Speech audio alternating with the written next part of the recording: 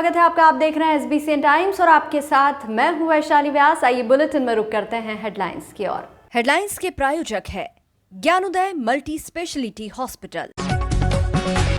Auto rickshaw का किराया निर्धारण किए जाने की मांग को लेकर मजदूर कल्याण समिति द्वारा कलेक्टर को दिया गया ज्ञापन। मुख्यमंत्री ऑनलाइन शिकायत के बाद फुटकर सब्जी विक्रेताओं को हटाने पहुंची नगर पालिका टीम को आक्रोश का करना पड़ा सामना। वार्ड नंबर 19 के पार्षद सुनील बंसल ने मुख्य नगरपालिका अधिकारी एवं ठेकेदार के विरुद्ध कानूनी कार्रवाई करने को लेकर दिया आवेदन। मजदूर कल्याण समिति द्वारा मंदसौर बस स्टैंड एवं रेलवे स्टेशन से जिला कलेक्टर कार्यालय सुशासन भवन तक पहुंच हेतु नागरिकों के लिए परिवहन व्यवस्था नहीं होने के कारण आम नागरिक विशेषकर ग्रामीण अंचल से आने वाली महिलाएं व पुरुषों को परेशानियों का सामना करना पड़ता है और रिक्शा चालकों द्वारा मनमाफिक रूप से किराया वसूल किया जाता है।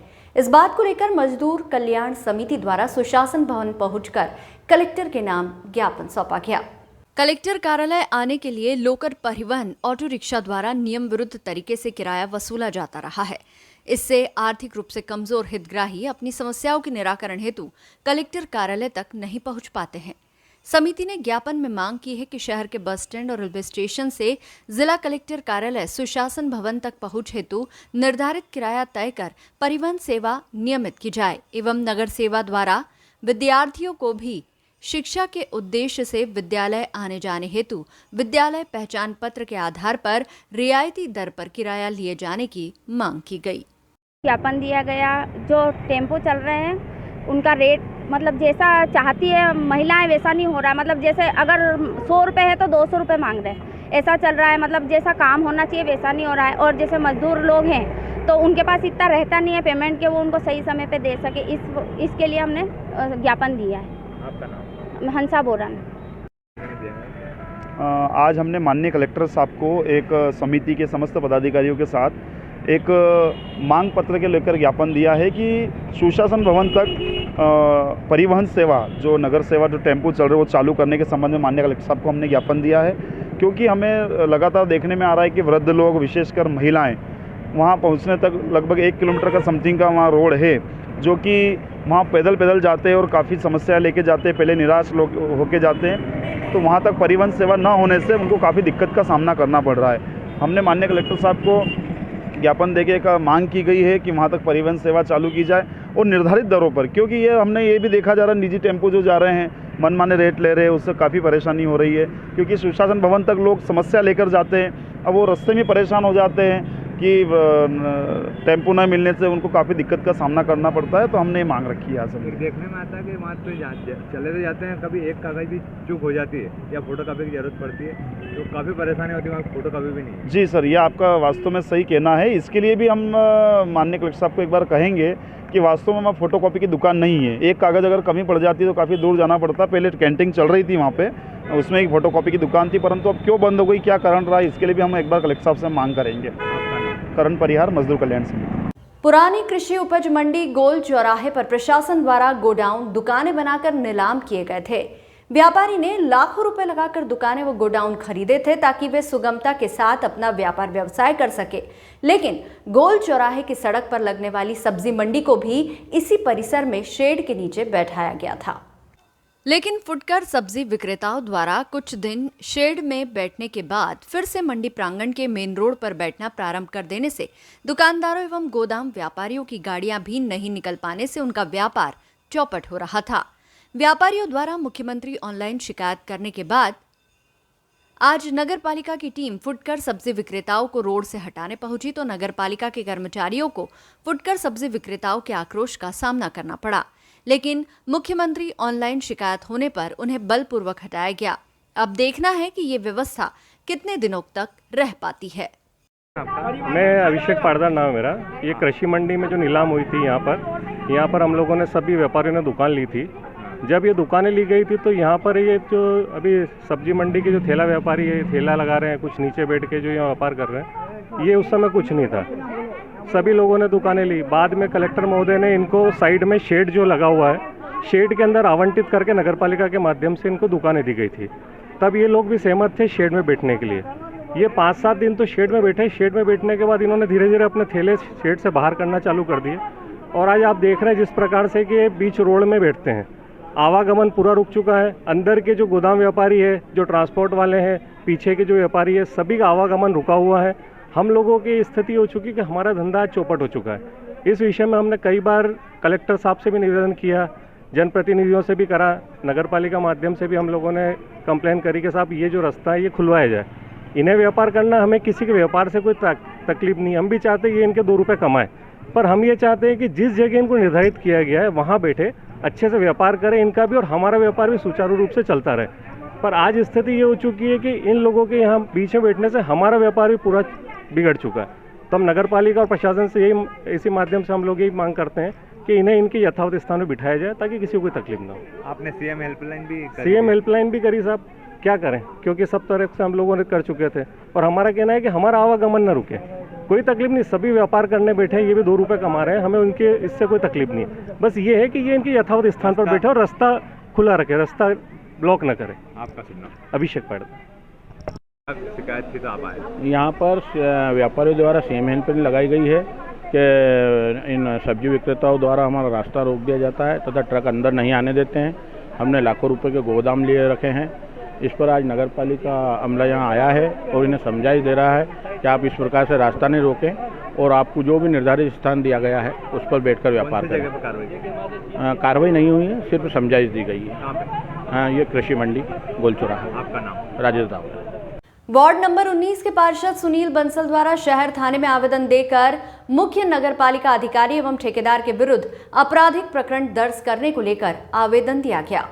आवेदन में बताया गया कि वर्ष 1972 में बाढ़ के पानी से शहर को बचाने हेतु बाढ़ नियंत्रण योजना के अंतर्गत मदारपुरा के पास रिटेनिंग वॉल का निर्माण किया गया था। इस रिटेनिंग वॉल का निर्माण होने से कई बार बाढ़ के पानी से मंसूर का बचाव हुआ है।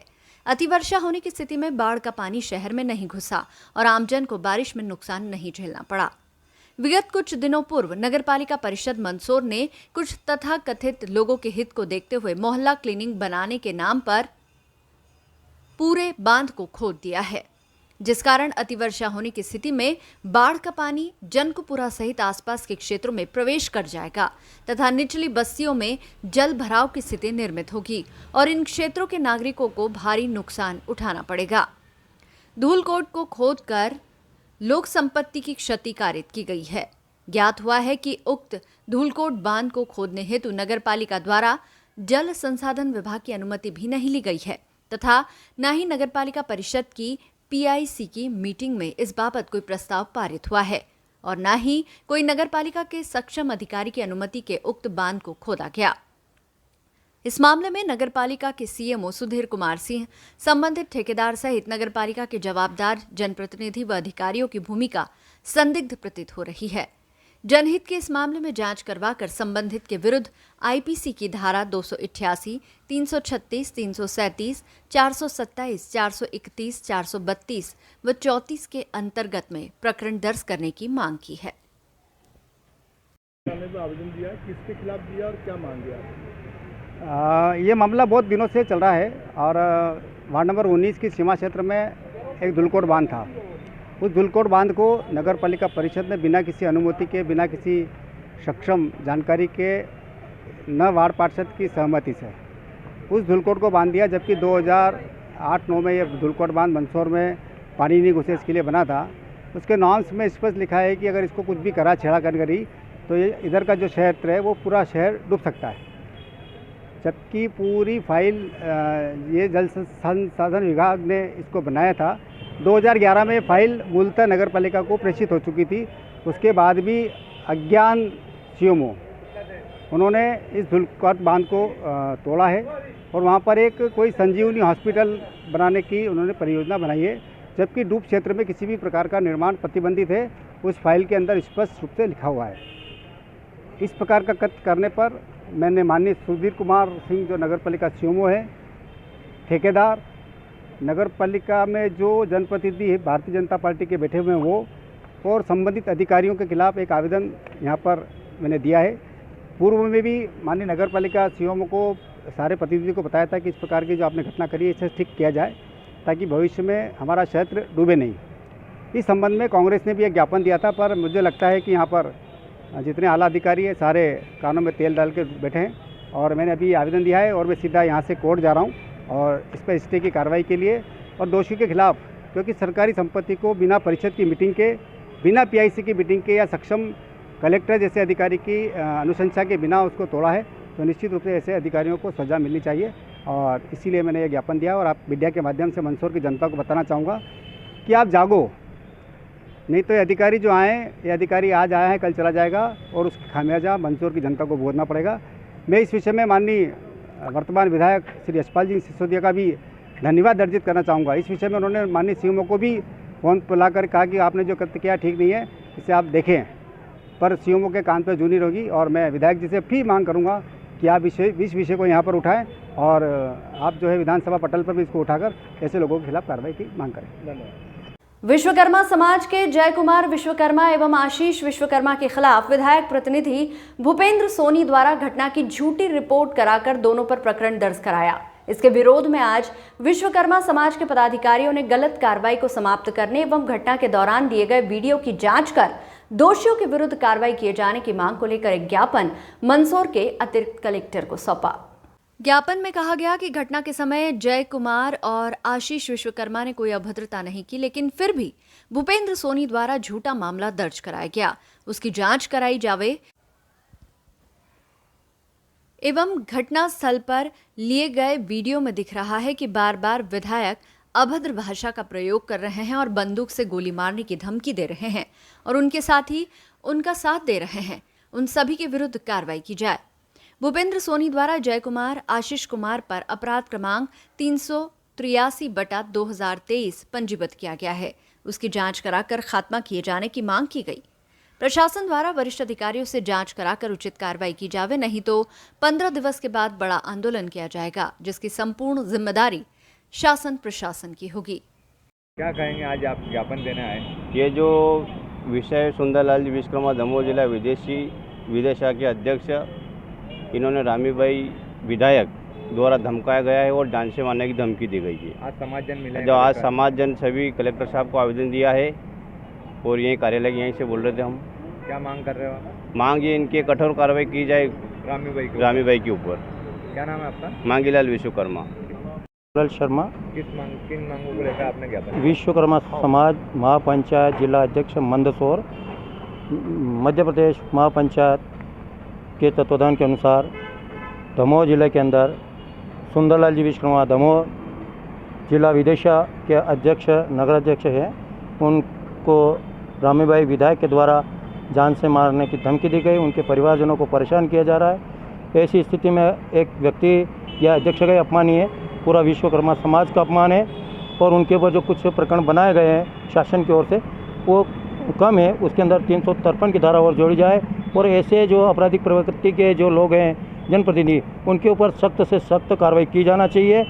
अगर इसके ऊपर कार्रवाई नहीं हुई है, हम अभी कलेक्टर साहब को यही ज्ञापन दिया है और यहीं से अभी बोल रहे हैं, साथ में ये चाहते हैं कि उनके ऊपर उचित कार्रवाई हो जाए, जिसकी वजह से समाज को कुछ उग्र आंदोलन नहीं करना पड़े। अगर नहीं हुआ तो समाज आगे कुछ अपनी निर्णय के अनुसार आगे उनके खिलाफ जो कुछ भी कार्रवाई नहीं हुई तो उग्र आंदोलन किया जाएगा। कहाँ से आए थे आप? मैं मंदसौर जिलाध्यक्ष हूँ, लीलदा गांव का रहने वाला हूँ, बाबूलाल शर्मा मेरा नाम है। मणिपुर की घटना के विरोध में कांग्रेस पार्टी द्वारा शहर गांधी चौराहे पर प्रदर्शन करते हुए पीएम नरेंद्र मोदी का पुतला जलाया गया। पुतला दहन के दौरान पुलिस ने फायर फाइटर के माध्यम से पुतले पर पानी की बौछारें कर पुतले को बुझाया।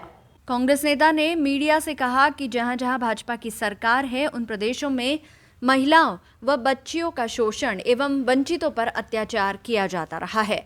हाल ही में मणिपुर का महिलाओं पर जो अत्याचार वाला वीडियो वायरल हुआ है, उनके दोषियों के विरुद्ध आज तक सरकार ने कोई कार्रवाई नहीं की है। वहीं मणिपुर के मुख्यमंत्री द्वारा ये कहा जाना कि ऐसी घटनाएं सैकड़ों है, तो आप देखिए कि मणिपुर में महिलाओं के साथ भाजपा सरकार में कितना अत्याचार हो रहा है। बता दें कि कांग्रेस के प्रदर्शन की सूचना पर मौके पर पुलिस बल पहुंचा और पीएम के पुतले जलते ही पुलिस ने फायर फाइटर की मदद से पुतले को बुझाया। मणिपुर घटना को लेकर सीएम पीएम का पुतला दहन का प्रयास किया, जिसको हमने फायर ब्रिगेड की मदद से तत्काल बुझा दिया गया आग। आज ब्लॉक कांग्रेस के नेतृत्व में मणिपुर में जो घटना हुई जो महिलाओं का अपमान हुआ उसको लेकर, और कल गरोट विधानसभा में संधारा में एक किसान द्वारा जहर पीकर अपने प्राण दिए गए, और वो प्राण भी इसीलिए दिए गए हैं कि 65 साल से वो किसान उस ज़मीन पर खेती कर रहा था और प्रशासन ने उसको अचानक हटा दिया, जबकि वो कोर्ट में केस चल रहा है। उसके बाद कितनी सारी रसीदें हैं। तो इन दोनों चीज़ों को लेके और आज हमारा विरोध प्रदर्शन था और प्रधानमंत्री नरेंद्र मोदी और शिवराज सिंह चौहान का पुतला फूंका गया। देखिए, पूरे देश में भाजपा के नेतृत्व वाली जो सरकारें हैं, चाहे वो केंद्र में हो चाहे वो राज्य में हो, महिलाओं पर, बच्चियों पर, किसानों पर, व्यापारियों पर, हर वर्ग पर अत्याचार कर रहे हैं। बेरोजगारी बढ़ रही है। अभी हाल ही में जो मणिपुर की घटना घटित हुई है उसने पूरे देश को शर्मसार किया है, मानवता को शर्मसार किया है। और धृतराष्ट्र बनकर प्रधानमंत्री बैठा हुआ है। प्रधानमंत्री के मुंह से एक शब्द नहीं निकल रहा है। संसद में चर्चा करने से भाग रहे हैं। और राहुल गांधी जी की सदस्यता समाप्त इसीलिए करी थी इन्होंने, ताकि ये मनमानी संसद में कर सकें। जब सड़क पर हमारे साथी आंदोलन कर रहे हैं तो उन पर लाठीचार्ज, बल प्रयोग, तरह तरह के प्रयोग किए जा रहे हैं। लेकिन निकम्मी सरकार को सोच लेना चाहिए, कांग्रेस का कार्यकर्ता बब्बर शेर है और सड़क पे आ गया है। आने वाले विधानसभा चुनाव में इनको ईंट का जवाब पत्थर से देगा। दूसरी बात, संधारा में जो किसान ने आत्महत्या की है वो भारतीय जनता पार्टी के विधायक के दबाव में उसने आत्महत्या की है। भारतीय जनता पार्टी का विधायक भूमाफिया से मिला हुआ है। वो वहाँ पे प्लाट बेचना चाह रहा है। वो सरकार का एजेंट बन के काम कर रहा है और उसने वहाँ विधायक जो है वो हत्यारा विधायक है, हत्यारा मुख्यमंत्री है। आज यहाँ पे हमने नरेंद्र मोदी, शिवराज सिंह चौहान के 4-4 पुतले जलाए हैं और ये संदेश दिया है, उनको चेतावनी दी है कि अभी भी सुधर जाओ, और नहीं तो कांग्रेस का कार्यकर्ता सड़क पे आ चुका है और आपको आने वाले चुनाव में इसका करारा जवाब दिया जाएगा। जिस तरीके से मणिपुर की घटना सामने आई वायरल वीडियो के माध्यम से, महिलाओं पे अत्याचार, बेटी बचाओ, बेटी पढ़ाओ, बेटियों का सम्मान, बेटी, और प्रधानमंत्री कहते थे कि मेरा मणिपुर से बहुत पुराना रिश्ता और नाता है। 4 मई की अगर इस घटना को जैसा कि भाजपा की सरकार खुद कह रही है, उसके बाद आज तक उस पर कुछ नहीं हुआ। ये हिंदुस्तान को शर्मसार करने के लिए, मानवता को शर्मसार करने के लिए घटनाक्रम, हिंदुस्तान को कलंकित करने का काम भाजपा की सरकार के रहते हुए वहाँ मणिपुर में हुआ है। दुर्भाग्यपूर्ण यह है कि जहाँ जहाँ भाजपा की सरकारें हैं, मध्य प्रदेश में आदिवासियों पे अपमान और अत्याचार, मणिपुर में महिलाओं पे, जहाँ देखो गरीबों पे, किसान पे, ये दिखाता है कि भारतीय जनता पार्टी को आम जन, गरीब महिलाओं की सुरक्षा के लिए इससे कोई सरोकार नहीं, केवल और केवल भाषण के लिए महिलाओं का सम्मान की बात ये भारतीय जनता पार्टी और नरेंद्र मोदी करते हैं। पूरे भारत में जो आक्रोश है, कांग्रेस पार्टी ने उसका प्रदर्शन या पुतला दहन के माध्यम से किया। और आपके माध्यम से एक निवेदन है कि भारतीय जनता पार्टी, जो कि कोई भी निर्णय लेने को तैयार नहीं है, वहाँ के मुख्यमंत्री, महिला मंत्री को तुरंत प्रभाव से इस्तीफा देना चाहिए, ये हमारी मांग है। जिले की भानपुरा तहसील के गांव संधारा निवासी किसान परिवार के 2 लोगों ने जहर खाया। जहर खुरानी में एक किसान की मौत हो गई, जिसके बाद आज शुक्रवार को नाराज परिजनों, पाटीदार समाज ने जमकर प्रदर्शन किया। मामले में पुलिस, प्रशासन और परिजनों की चर्चा अब तक जारी है। किसान का शव रोड पर रखकर पाटीदार समाज और किसानों ने किया चक्का जाम। विधायक और पुलिस प्रशासन के खिलाफ जमकर आक्रोश। दरअसल जमीन की बेदखली को लेकर संधारा के किसान जगदीश पाटीदार ने गुरुवार को जहरीला पदार्थ खा लिया था, जिनको पहले भानपुरा अस्पताल ले जाया गया, जहां से राजस्थान झालावाड़ रेफर कर दिया गया। यहां डॉक्टरों ने किसान को मृत घोषित कर दिया। आज शुक्रवार को पाटीदार समाज और बड़ी संख्या में किसान सुबह लेदी चौराहे पर एकत्रित हुए, जहां शव आने के बाद पाटीदार समाज और किसानों ने शव को रोड पर रखकर चक्का जाम शुरू कर दिया। वहीं 4 मांगे समाज के पदाधिकारियों ने अधिकारियों को बताई है, जिनमें उक्त जमीन का पट्टा मृतक के परिजनों के नाम पर किया जाए, मृतक के परिजनों को 1 करोड़ रुपए की राशि दी जाए, वहीं परिवार के एक सदस्य की सरकारी नौकरी तथा किसान को परेशान करने वालों पर प्रकरण दर्ज किया जाए। फिलहाल अभी जिला कलेक्टर और जिला पुलिस अधीक्षक समाज के पदाधिकारियों से मांगों को लेकर बात कर रहे हैं, वहीं चक्का जाम जारी है। जो ऑडियो वायरल हो रहा था विधायक को लेकर के, और हमारे जगदीश जो पाटीदार हैं उन्होंने सुसाइड किया है, इस पूरे मामले में आपकी क्या चर्चा हो रही थी और क्या बात हुई थी? देखिए, जो कैलाश जी पिता रामनारायण जी और जगदीश पिता रामनारायण जी, उनकी जो ज़मीन को लेके जो मामला चल रहा है, विगत क्या है 75 वर्षों से इनका इस भूमि पर कब्जा है। कब्जा बोले तो उन्होंने जो सेठ लक्ष्मीनारायण जी से ज़मीन खरीदी थी, इसके बाद में ये जो ज़मीन है इनके नाम से न करते हुए व्यक्ति की मृत्यु हो गई। मृत्यु के बाद में विगत 75 वर्षों से इनका कब्जा काबिज है और फसल भी पैदा कर रहे हैं। लेकिन कुछ दिनों से यहाँ के विधायक और यहाँ के उद्योग विभाग वाले और SDM वगैरह और यहाँ के विशेष करके TI सब लोगों ने इस परिवार को इतना प्रताड़ित करा है कि इस प्रताड़ित करने की आपने देखा है कि जगदीश जी को जहर खा के सुसाइड करना पड़ा। इन लोगों ने इतना परेशान करा। देवीलाल जी से मेरी बात हुई है, 2 तो 3 बार बात हुई। मैंने निवेदन करा कि आपकी विधानसभा का मामला है, आप इसको देखें आप। मैं SDM से भी मिल के गया हूँ 2 बार। इस परिवार को SP साहब के पास भी भेजा था, यहाँ के एडिशनल SP साहब के पास भी गए ये लोग। लेकिन इन लोगों को इतना प्रताड़ित कर दिया यहाँ के TI वगैरह ने कि ये घर से बाहर निकलते तो पुलिस परेशान करती, घर पे रहते तो पुलिस परेशान करती, शहर में जाते तो परेशान करते, कोर्ट में जाते तारीख पे प्रकरण चल रहा है इनका न्यायालय में भी कुछ दबाव के कारण यहाँ पर केस जो है पेंडिंग था। फिर हाई कोर्ट से आदेश करवाया। हाई कोर्ट से आदेश होने के बाद में यहाँ की न्यायालय ने आगे सुनवाई करी है। इसके बाद में भी क्या मालूम क्या है, राजनीतिक दबाव रहा, कुछ भी रहा। मैं बात कर चुका हूँ, कल मेरा जो है मेरी विधायक देवीलाल जी से बात भी हुई और यहाँ के इन विधायकों और राजनीतिक आप देखें इन अन्य लोग रिश्तेदारों को वहाँ पे जो है ज़मीन अलर्ट करवाने के लिए ये लोग लगे हुए थे। हमको हमारे जो किसान की जो मृत्यु हुई है, हमको ये ज़मीन जो है पूरी ज़मीन किसान कैलाश जी, पिता रामनारायण जी और जगदीश जी को ये ज़मीन दी जाए और इस ज़मीन की रजिस्ट्री की जाए। इस ज़मीन को लेकर के विधायक का कोई फायदा था?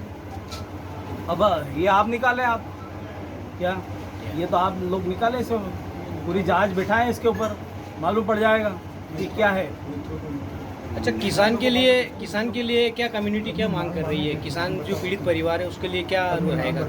किसानों के लिए जो किसान पीड़ित है उसके लिए क्या रुख रहेगा सामाजिक स्तर पर? नहीं, हम तो समाज आज जो है उसकी मांग को लेकर जो है कि ज़मीन जो है पूरी ज़मीन आज इसके बाद में जो 40-45 बीघा है उन भाइयों को नाम से करी जाए और जो है उनको आर्थिक मदद की जाए, कैलाश जी को और जगदीश जी को। कितने आर्थिक मदद? हम 1-1 करोड़ रुपए की मांग करते हैं।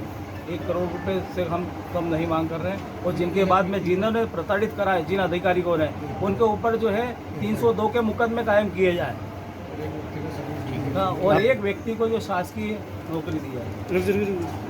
आपका नाम और पद? रामकृष्ण पाटीदार, पूर्व प्रदेश उपाध्यक्ष, मध्य प्रदेश पाटीदार समाज। इस बुलेटिन में फिलहाल इतना ही। लगातार न्यूज अपडेट्स के लिए देखते रहिए SBCN टाइम्स।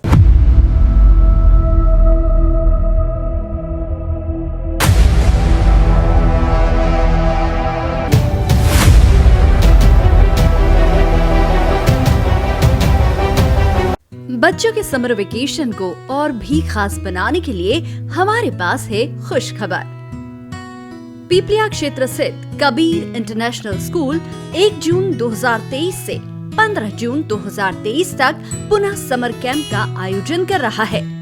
इस बार कैंप का मुख्य आकर्षण सेल्फ डिफेंस टेक्निक, स्पेशल बालिकाओं के लिए वैदिक गणित, art and craft, dance, special प्रादेशिक एवं 1 दिन का टूर गिरनार वाटर पार्क में केवल और केवल 999 रुपए में।